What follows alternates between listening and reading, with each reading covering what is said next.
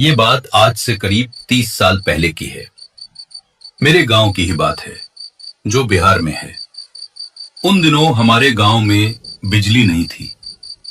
शाम होते ही पूरा गांव एक खामोश चादर ओढ़ लेता था। सुबह सूरज उगने से पहले ही सब उठ जाते और शाम 6 बजे तक खेतों का सारा काम निपटाकर घर आ जाते थे। कोई रात को बाहर नहीं निकलना चाहता था, क्योंकि 8 बजते ही ऐसा घना अंधेरा छा जाता, मानो आधी रात हो। आसपास कुछ दिखाई नहीं देता था, जैसे पूरा गांव काली स्याही में डूब गया हो। शाम को लोग अक्सर किसी के घर के सामने या चाय की नुक्कड़ पर बैठकर गपशप करते थे। ऐसी ही एक शाम थी। दिन भर के काम के बाद सब आराम कर रहे थे। तरह तरह की बातें हो रही थीं कि धीरे धीरे बात भूत प्रेतों और चुड़ैलों पर आ गई। अरे, मुझे भी मिली थी एक चुड़ैल। मैंने जोर से चिल्लाया और वो भाग गई। मैं डरता हूँ क्या किसी से? अच्छा, कैसे भाग रही थी? पैर उल्टे थे क्या उसके? मैंने सुना है कि भूतों के पैर उल्टे होते हैं। पैर उल्टे? हाँ, उल्टे ही तो थे पैर। पक्का भूत ही देखा था ना। मुझे लगता है तुमने गांव की ही किसी औरत को देख लिया था और अब यहां डींगे हाँक रहे हो। भूतों चुड़ैलों के पैर उल्टे होते हैं, पर ऐसे कई रास्तों में तुम्हें उनके पैर कभी दिखाई ही नहीं देंगे।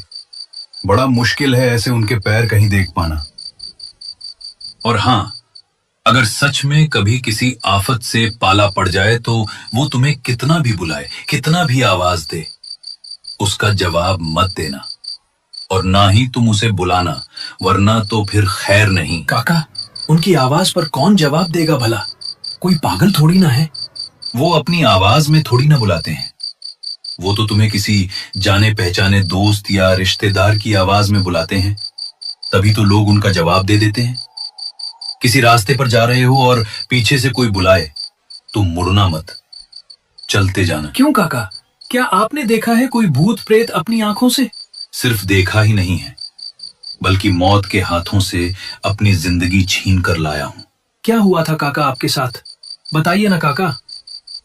ये बात इस गांव से 5 किलोमीटर दूर अमरपुर गांव की है।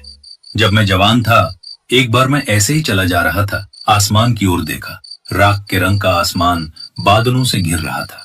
चारों ओर की हवा जैसे थम गई थी। मैं समझ गया कि तूफान आने वाला है, लेकिन भागलपुर पहुंचना अभी बहुत दूर था। मैंने अपनी चाल तेज की, लेकिन ज्यादा दूर तक जा नहीं पाया।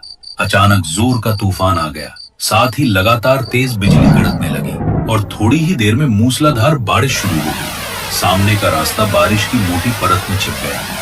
बारिश की बूंदें चाकू की तेज धार की तरह मेरे शरीर पर गिर रही थी। शायद अब रुकना पड़ेगा, बारिश बहुत तेज हो गई, मैंने सोचा। बारिश से बचने के लिए मैंने नजर घुमाकर इधर उधर देखा।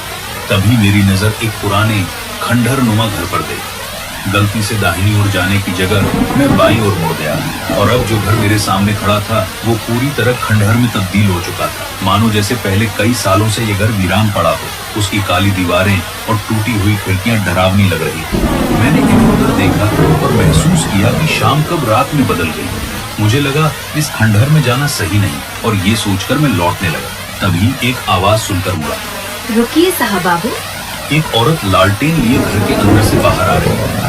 पहले तो मुझे थोड़ा डर लगा, लेकिन आग की रोशनी देखकर थोड़ी हिम्मत आई। इतनी बारिश में कहाँ जा रहे हैं? भीतर आ जाइए।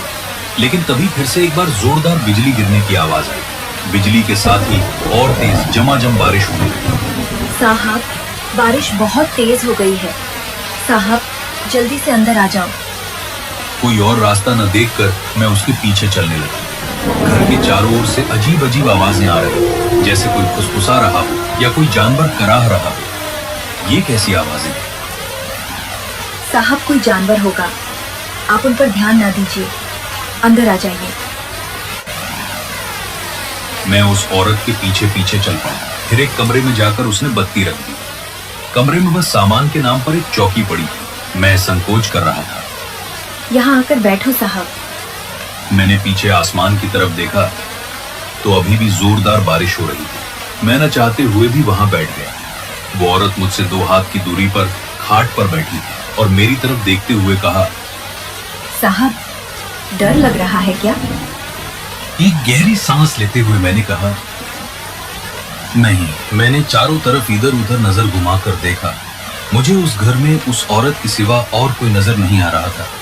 मैंने थोड़ा घबराहट के साथ उससे पूछा, आपके सिवा और कोई दिखाई नहीं दे रहा? बाकी सब कहीं बाहर गए हैं क्या? नहीं, यहाँ कोई और नहीं रहता मेरे सिवा। मैं ये अकेले ही रहती हूँ। ये सुनकर मुझे बहुत हैरानी हुई। यहाँ मुझे इस घर में औरत के साथ बैठे हुए भी एक अलग ही डर लग रहा है। और ये औरत इस घर में अकेली रहती है, पर क्यों? उसके बाकी परिवार वाले कहाँ हैं? मेरा मन था मैं उससे पूछूं, पर मेरी हिम्मत जवाब दे रही थी। फिर मैंने हिम्मत जुटाकर एक बार उससे पूछा, तो आपके परिवार वाले कहाँ हैं? उसने मेरी तरफ घूरती हुई दृष्टि से देखा, जैसे वो मेरे सवाल का जवाब ना देना चाहती हो। मेरे परिवार में कोई नहीं बचा है, सबकी मृत्यु हो चुकी है। बस मैं ही हूँ जो यहाँ रहती हूँ। पर कैसे? क्या हुआ था? एक दुर्घटना में मेरे परिवार की मृत्यु हो गई थी। कैसी दुर्घटना? क्या हुआ था उनके साथ? उस दिन ऐसी ही घनघोर बारिश हो रही थी। जोरदार बिजली कड़कने के साथ ऐसा लग रहा था जैसे बादल अभी ही टूटकर नीचे गिर जाएंगे।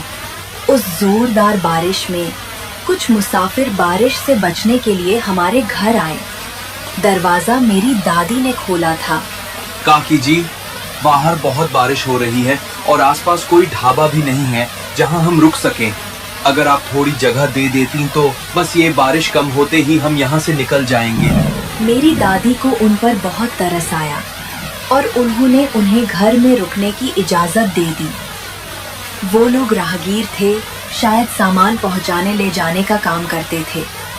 काफी देर से जोरदार बारिश हो रही थी, इस वजह से ठंड भी बहुत थी और वो लोग बिल्कुल भीग चुके थे। इसलिए दादी माँ ने मुझे उनके लिए चाय बनाने को कहा। मैं चाय बनाकर उन सभी को चाय दी, लेकिन उन्हें देख ऐसे लगा जैसे उनकी नजरें मुझे ही घूर रही हैं। मैंने उनको चाय दी और चुपचाप अंदर चली गई। जब तक मैं उनकी आंखों की दृष्टि से ओझल नहीं हुई, तब तक वो मुझे देखते ही रहे। मुझे उनकी नजर ठीक नहीं लगी। मैंने दादी माँ को कमरे में बुलाया और उनसे कहा, दादी, मुझे ये लोग ठीक नहीं लगते। आपको उन्हें नहीं रोकना चाहिए। बेटा, ये लोग मुसाफिर हैं। इतनी बारिश में कहाँ जाएंगे? बारिश बंद होते ही ये लोग निकल जाएंगे। तुम चिंता मत करो, तुम अपने कमरे की चटकनी लगाकर सो जाओ। ज्यादा चिंता मत करो। लग रहा था जैसे दादी माँ नहीं मानेंगी।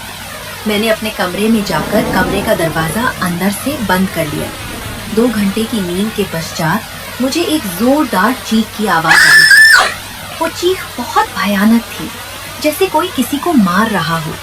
इस चीख से मेरे अंदर तक की रूह कांप गई हो जैसे। मैं दरवाजा खोलने के लिए उस तरफ गई, पर पता नहीं कैसे मेरे दिमाग ने कहा, पहले खिड़की खोलकर देखते हैं। जब मैंने खिड़की से देखा तो मैं बहुत डर गई। मेरे सामने एक बहुत भयानक मंजर था। उन लोगों ने मेरे परिवार को मार डाला। वहां जमीन पर सबकी लाशें पड़ी थी, खून से लथपथ। ये देखकर मेरी चीख निकल पड़ी। मेरी चीख की आवाज सुनकर उन लोगों की दृष्टि मेरी तरफ पड़ी और वो अब मेरी ओर आने लगे।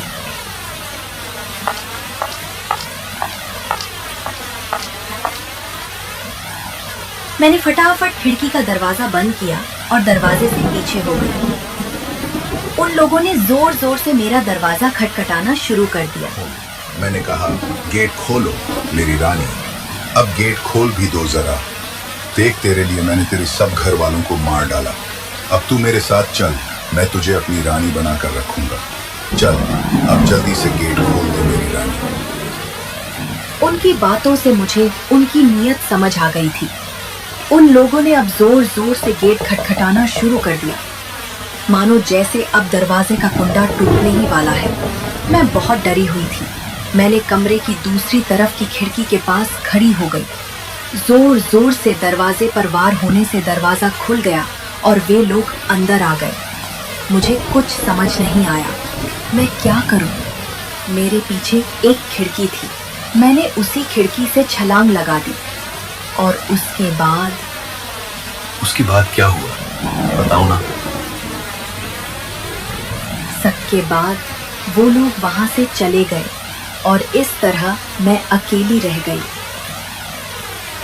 मन ही मन सोचते हुए, बहुत बुरा हुआ इनके साथ। मैंने अपनी नजर उस कमरे में घुमाई जहां मैं बैठा था। जैसा उस औरत ने बताया, ये कमरा बिल्कुल वैसे ही था। आगे की साइड इसके दरवाजे के पास एक खिड़की थी और पीछे की साइड भी एक खिड़की थी। मैंने उससे पूछा, कहीं ये कमरा वही तो नहीं? यही वो कमरा था और वो सामने वाली खिड़की जिससे मैं छलांग लगाकर भागी थी। आजकल तो लोगों पर विश्वास करना ही मुश्किल हो गया है। हाँ साहब, इसीलिए मुझे उन लोगों से बहुत नफरत है और खासकर मुसाफिरों से। बातों ही बातों में मैंने जब उसकी तरफ देखा तो उसकी नजरें जैसे मुझे घूर रही थी। उसकी आंखों में एक अजीब सी अप्राकृतिक चमक थी। मैंने उसका ध्यान मेरी ओर से हटाते हुए कहा, क्या थोड़ा पानी मिल जाएगा? जी साहब, मैं अभी पानी लेकर आती हूँ, पर जब तक मैं वापस ना आऊं, आप यहाँ से हिलना मत। मैंने संकोचवश उससे पूछा, मगर क्यों? ऐसा क्यों कह रही हो? वो घर बहुत बड़ा है ना, तो आप इसमें भटक सकते हैं। बस आप यहीं पर बैठे, मैं अभी आती हूँ। वो पानी लेने चली गई। मैं इधर उधर उसके कमरे को देखने लगा। ऐसे ही मैं चलते हुए उस खिड़की के पास पहुंच गया।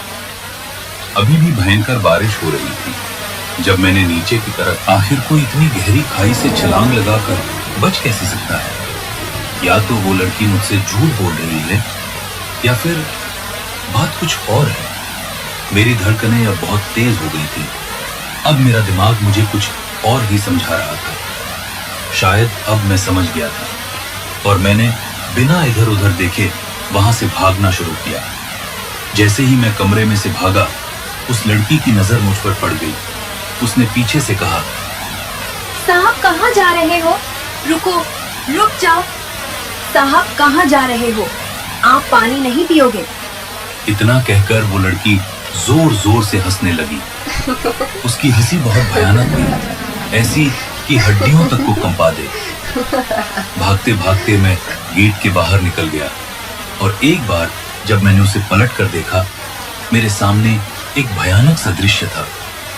वो लड़की बिल्कुल बदल चुकी थी। उसका शरीर पूरा लाल पड़ चुका था, जैसे खून से सना हो। उसकी आंखें बहुत भयानक हो चुकी थीं। उनकी पुतलियां सिकुड़कर काली हो गई थीं। और जब मेरी नजर उसके पैरों पर गई, उसके पैर उल्टे थे। ये देखकर अब मेरा भ्रम हकीकत में बदल गया। ये जिंदा नहीं है, मैंने अपने आप से कहा। इतना कहकर मैंने फिर से भागना शुरू किया। अभी भी बारिश बहुत तेज थी। बिजली की कड़कड़ाहट मेरे डर को और बढ़ा रही थी।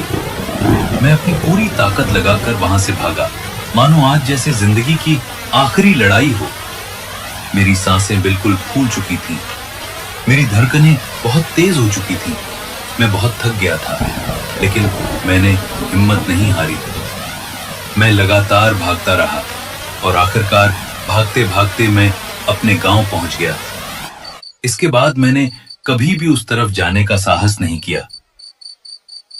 काका, आपकी कहानी तो सचमुच बहुत डरावनी है। ये कहानी नहीं, मेरी जिंदगी का सच है। इसीलिए कहता हूं, अगर कभी सुनसान रास्ते पर तुम्हें अचानक कोई लड़की दिखाई दे, तो सबसे पहले तुम उसके पैरों पर ध्यान देना। अगर उसके पांव उल्टे हैं, तो समझ जाना कि वहां से भागने में ही तुम्हारी भलाई है। पर कभी कभी हर किसी को भागने का मौका नहीं मिलता।